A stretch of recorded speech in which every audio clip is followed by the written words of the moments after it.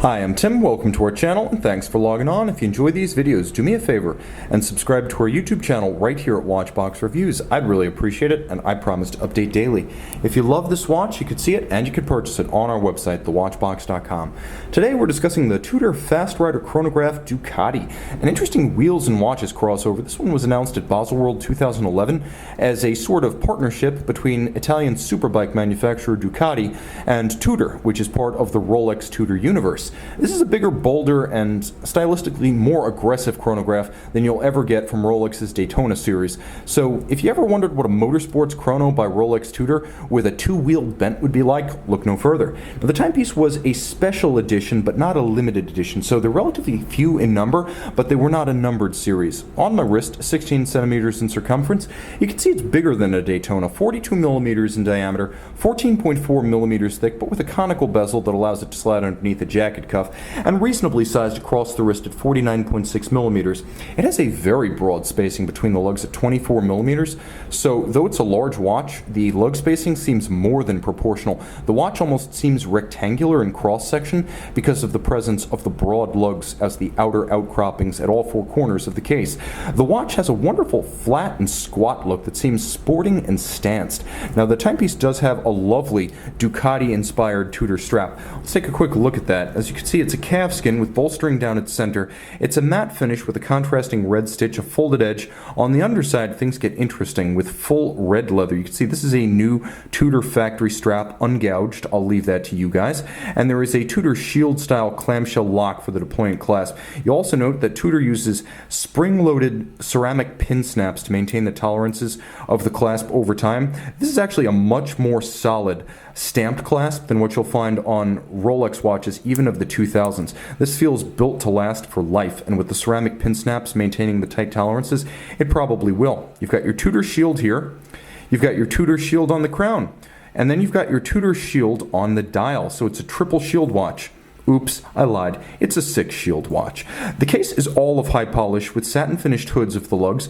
The tack itself, and you can see the tachymeter bezel, very Daytona-like, with a combination of a circular satin finish and then lacquer inlays to create the calibrations.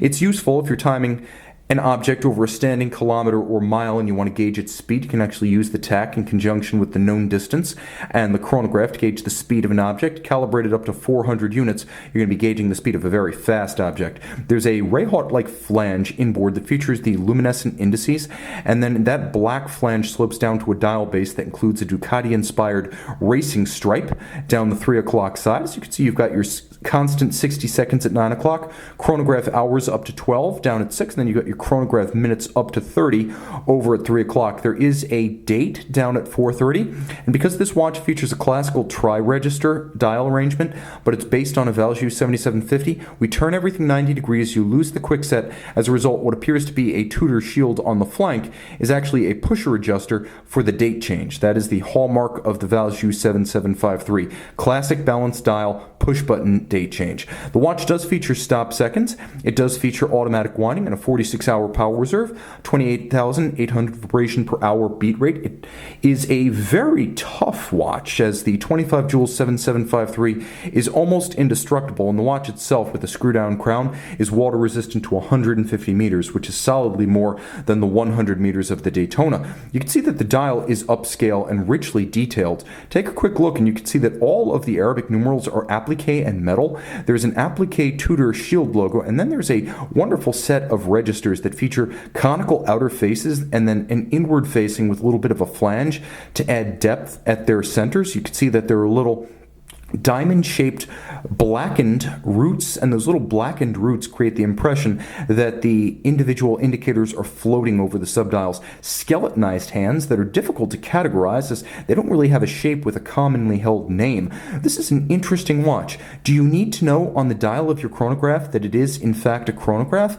I don't think so, but with the exception of that one quirky idiosyncrasy, this is a watch that offers a lot to a lot of people. Swimmable, automatic, a chronograph, equipped with a date, motorsports themed, stainless steel. This is very much one of the watches of our times. In terms of spec and tech, this is an everyday watch to please a broad cross-section of watch enthusiasts, and, for that matter, bikers. See it and make it yours on the Watchbox.